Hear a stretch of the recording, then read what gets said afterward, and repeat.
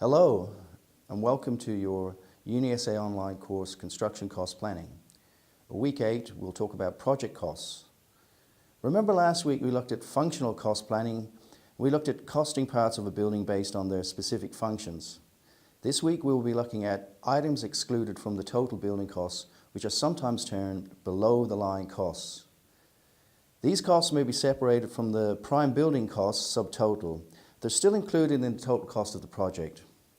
And there are several types of below-the-line costs or allowances defined as special provisions or risk allowances, work that is done by others, a design development contingency, or a contract or what's called a construction contingency, loose furniture and equipment, professional fees, and location and escalation rise and fall allowances.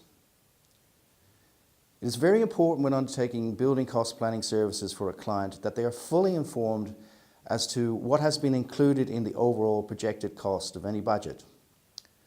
So whilst the below-the-line items I have just itemized, and they're sometimes referred to as the project's soft costs, are dealt with under the heading special provisions, they are sums of money or allowances that will require estimation by the project cost planner in consultation with the client and the project manager.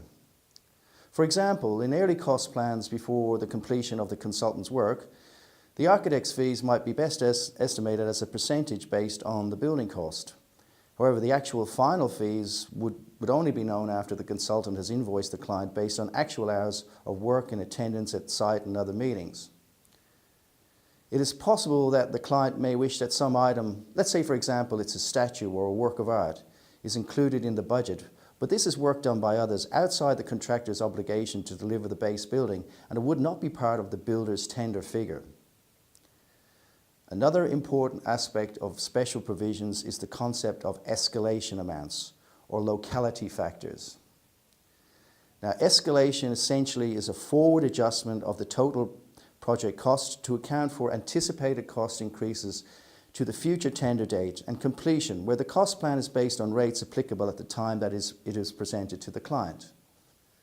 A locality factor allows for an adjustment of the likely total cost based on anticipated higher tender prices due to the additional costs associated with work located in country or remote areas.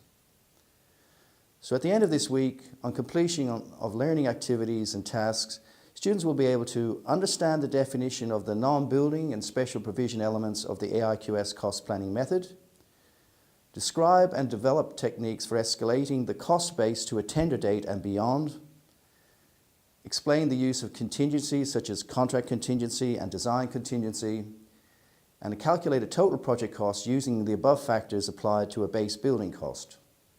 So I hope you enjoy your learning activities this week.